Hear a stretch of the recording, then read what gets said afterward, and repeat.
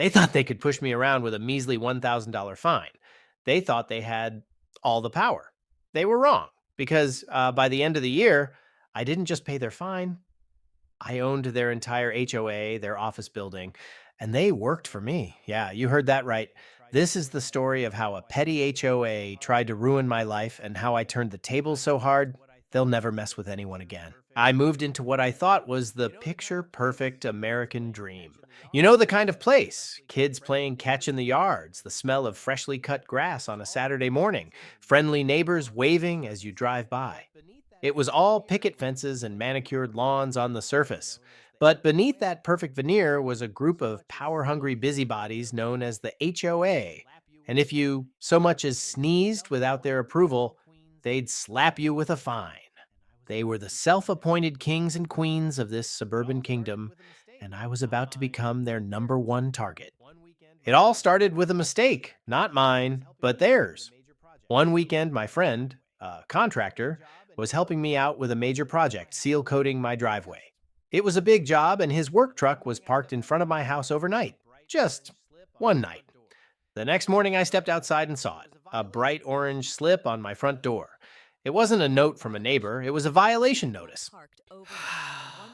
HOA violation, commercial vehicle parked overnight, $1,000 fine. $1,000 for a truck parked overnight. I thought it was a joke, a mistake. I called the HOA office, thinking a simple conversation would clear it up, but the person on the other end of the line was a cold, robotic voice. Rules are rules. Pay it or face legal action. The fine increases daily. That's when I started to listen to the whispers in the neighborhood. Stories of fines for a flower pot being the wrong shade of terracotta, a kid's basketball hoop in the driveway, a welcome mat that didn't meet their community guidelines. It wasn't about upholding standards, it was about control and, more importantly, a steady stream of income. They weren't governing, they were extorting. I wasn't going to just roll over and take it. I decided to go to the next HOA meeting, thinking I could appeal to their sense of reason and community. This was a critical mistake.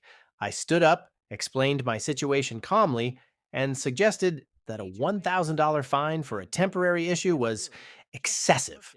The HOA president, a woman named Karen, yes, really, just smirked at me from across the table. Mr. Johnson, we don't make the rules, we enforce them. If you don't like living in a community with standards, perhaps you should move somewhere else. The whole room went silent. The smug look on her face sealed my decision. This wasn't about fairness, it was about pure, unadulterated power. And in that moment, I knew I wasn't just going to fight them, I was going to beat them at their own game. I was going to play the long game.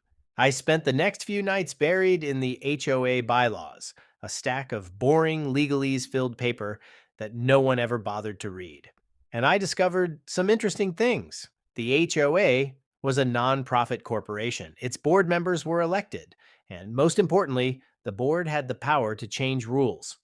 Even better, I found out they were in a desperate financial situation. Years of petty fines and bad management had left them with empty coffers. That's when I saw my opening. I started talking to my neighbors. I didn't just complain, I listened, I heard every story. My wife has a bad hip.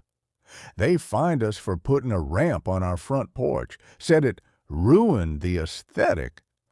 They made me take down the American flag from my porch, said it was improperly mounted. Can you believe that? The anger was palpable. People were furious, but they felt powerless. They just needed a leader, someone to show them a way out, and I was happy to oblige. I paid my $1,000 fine, not because I was admitting guilt, but because I needed to look like a compliant homeowner. I needed to blend in. While Karen and her board were celebrating their small victory, I was working behind the scenes. Over the next few months, I began buying up properties in the neighborhood. One foreclosed home here, a distressed sale there.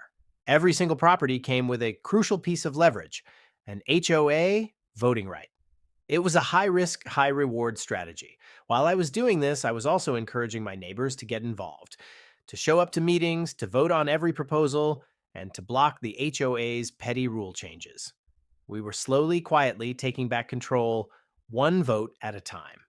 By month 6, I owned just over 30% of the voting rights. That was more than enough to do what I needed to do next. I called for a special election. The board didn't see it coming. They were so busy counting their fines, they hadn't noticed the ground shifting beneath their feet. When the election day arrived, we didn't just win, we dominated. My allies took 4 out of 5 board seats. And as for the new HOA president, well, that would be me. The first meeting under my leadership was a moment I'll never forget. My first order of business: reverse every ridiculous fine, refund every unjust penalty, and get that money back into the hands of the people it was taken from. The cheers from the room were deafening. My second order of business was to remove Karen from all positions of authority and power, effective immediately. And my third order: we slashed the HOA fees, opened the financial records for everyone to see, and created a new system where no rule could be passed without at least 70% neighbor approval. It wasn't about power anymore, it was about community.